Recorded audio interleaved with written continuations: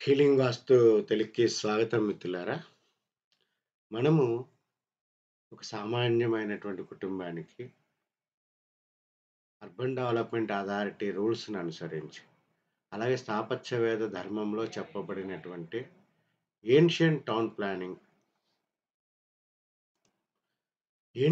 Planning పద్ధతులను అనుసరించి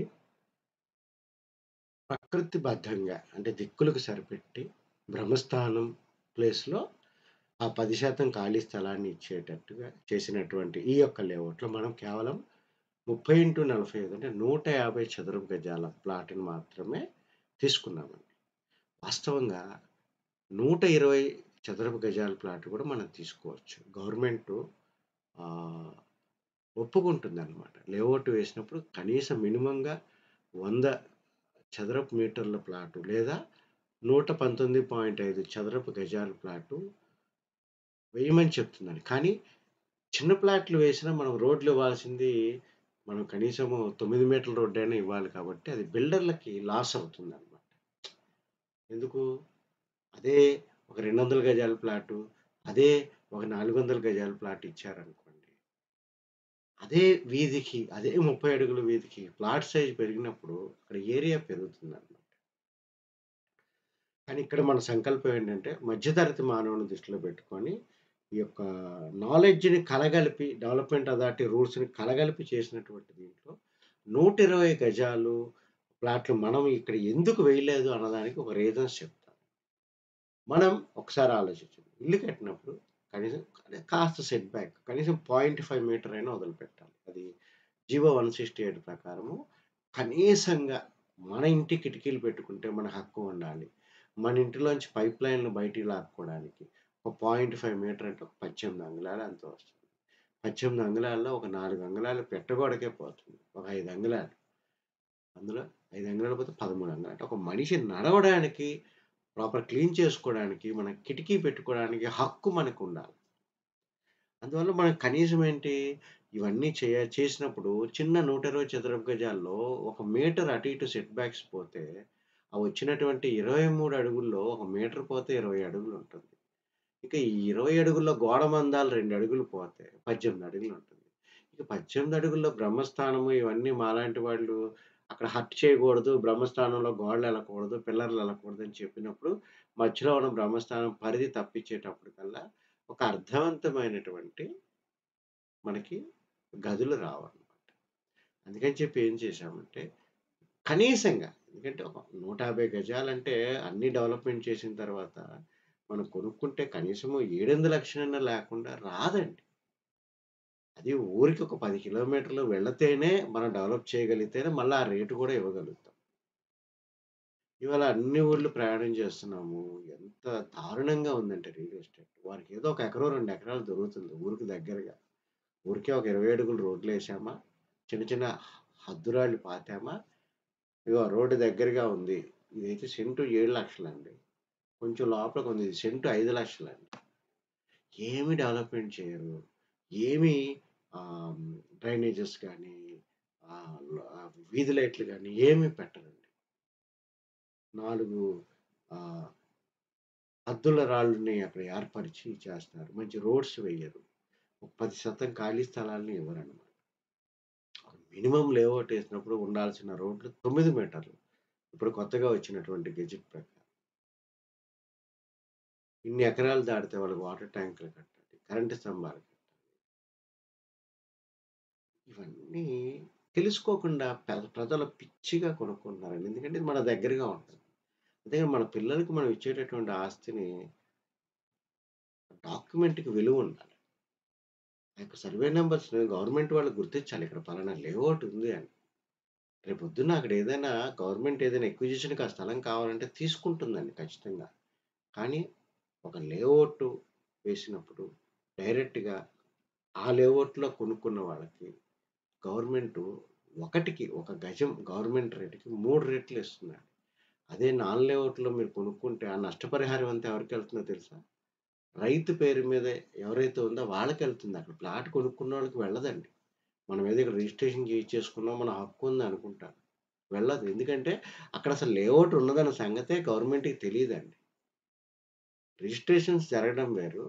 ఆ సర్వే నంబర్‌లో మనం ఆ యొక్క ప్రాదేశిక డెవలప్‌మెంట్ అథారిటీకి అప్లై చేసి, వారికి పంచాయతీకి రోడ్లు అప్పచెప్పి, 10% గూడా ఆహ్, ఆ పంచాయతీ గాని, ఆ సంస్థలకు గాని అప్పచెప్తేనే మనకి డెవలప్‌మెంట్ చేస్తేనే మనకు ఆ యొక్క లేఅవుట్ ఇదొస్తుంది. అందువల్ల దయచేసి మోసపోకండి. మోసపోకండి. ఇక్కడ చూడండి. మినిమమ్‌గా లాస్ట్ కూడా ఒక వీడియో చెప్పాం మనం. కనీసం 23 అడుగులు వెడల్పు ఉండాలి. తెలుసుకోండి. ఎక్కడ మీరు ప్లాట్ కొన్నా 23 అడుగులు ఉంటేనే రేపొద్దున మీరు ఎల్ఆర్ఎస్ కట్టుకుంటే అవుతుంది. కనీసం 9 మీటర్ల రోడ్డు ఉండాలి. 30 మీటర్ల రోడ్డు ఉండాలి.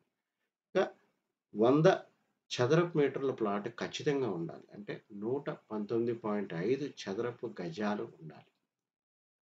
ఆ రకంగా మనం లెక్కేసినప్పుడు దానికి 9 మీటర్ల రోడ్డు ఖచ్చితంగా ఉండాలి.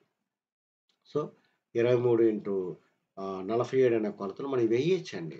కానీ మీకు ఎందుకు మేము 150 గజాలేసామో చెప్తాను. మనం ఆ 3 పక్కల ఒక హాఫ్ మీటర్ స్థలాన్ని ఇక్కడ వదిలిపెట్టాం. ఎంత వదిలిపెట్టాం మిత్రులారా? 3 పక్కల ఒక హాఫ్ మీటర్ వదిలిపెట్టామనమాట. ఈ హాఫ్ మీటర్ వదిలిపెట్టడం ద్వారా ఏమైందండి? మనకి మనం కాస్త ఇంటికిని ప్రహరీకి మధ్యలో మనం ఏమిచ్చామండి? ఇదిగోండి కొంత ఖాళీ స్థలం అనేది ఇచ్చాం. అంటే దగ్గర దగ్గర ఒక్క అడుగు 8 అంగుళాలు వచ్చిందనమాట. 20 20 20 అడుగున్నర పైనే వచ్చింది. అందులో మనం ఏదైనా ప్రహరీ గాని, ఏదైనా కట్టుకున్న ఇంటికిని దానికి మధ్య కొంత స్పేస్ అనేది ఇక్కడ మనం ఇచ్చామండి. So, it's very, very important. నేను మినిమమ్‌గా ఇవ్వాల్సింది ఇచ్చానండి. అదే రకంగా నేనేం చేశాను, ఇంటి ముందు ఒక 2 మీటర్లు కనీసంగా మనం మెట్లెక్కాలి. మళ్ళా తూర్పు గాని, ఉత్తరాలైతే హద్దుల మీదకి మెట్లెక్కరాదు. ఈ గోలంతా లేకుండా నేనేం చేశానండి, ఇంటికిను మన మన యొక్క ప్లాట్ యొక్క సరిహద్దుకి 2 మీటర్ల గ్యాప్ ఇచ్చాం. సో, ఇక్కడ దీనివల్ల ఏమవుతుంది, ఈ యొక్క గ్యాప్ అనేది నేను ఒక కలర్ కోడేసి చూపాను. ఓకే. అంటే ఇవన్నీ ఒక అనుభవం ఉన్నటువంటి వ్యక్తిగా చూడండి. ఇవి సెట్ బ్యాక్స్ అంటాం అన్నమాట. ఈ రకంగా సెట్ బ్యాక్స్ మనం వదిలామన్నమాట. ఓకే.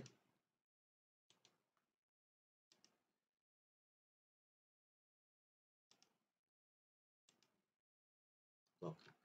చూడండి ఇంటి చుట్టూ ఈ మాత్రం సెట్ బ్యాక్ వదిలాము. ఇంటి ముందు గూడా 6 అడుగులు 6 అంగుళాలు వదిలామండి. సో, ఇంటి ముందు మనం ఈ కలర్ కోడ్ వేసాం.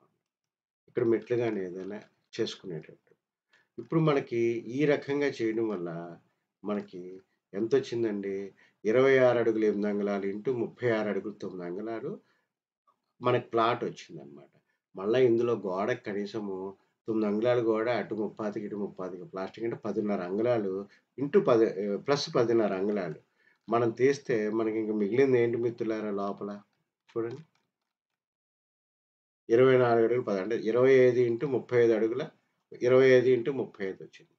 30x45 ఫ్లాట్ తీసుకోవడం వల్ల సెట్ బ్యాక్స్ పోయినా ముందు పక్కన 7 6:30 2 మీటర్లు వదిలిపెట్టిన మెట్లకి గాని, దేనికి గాని ఎందుకంటే మెట్లు ఒక 5:30, 6 అడుగుల్లో కట్టుకున్న తూర్పు సరిహద్దు మీదకి, ఇంటి సరిహద్దుకి తగలకుండా మెట్లు వేసుకుంటారని చెప్పి.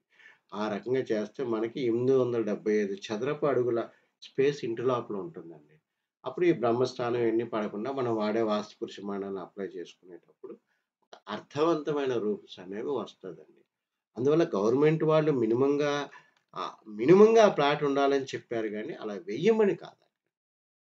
ఎందుకు మనం వాస్తు ధర్మాన్ని అనుసరించి దిక్కులకు సరిపెట్టి కట్టినప్పుడు, ఇక్కడ అది ఇంపార్టెంటే. ఇది కూడా టెక్నికల్‌గా ఒక వెంటిలేషన్ పాయింట్ ఆఫ్ వ్యూలో ఇంటి చుట్టూ మనకి కిటికీలు పెట్టుకునే హక్కు రావాలంటే సరిహద్దు మీద కట్టకుండా ఒక 1.5 అడుగులు వదిలిపెట్టాలి. ఏదైనా ప్రమాదం ఏదైనా అయినప్పుడు లేదా ఏదైనా పైప్‌లైన్ బయటకి తీసుకురావాలన్నప్పుడు ఇవన్నీ ఉపయోగపడుతుంది. లేదంటే ఇంటి లోపల నుంచి పైప్‌లైన్‌లు మనం బయటకి తీసుకురావాలి. అందుకని మనకు కేవలము ఈ రకంగా ఈ యొక్క లేఅవుట్‌లో 30x45 ఏసి డెవలప్ చేశాం మిత్రులారా. అది దానికి కారణం. Thank you very much.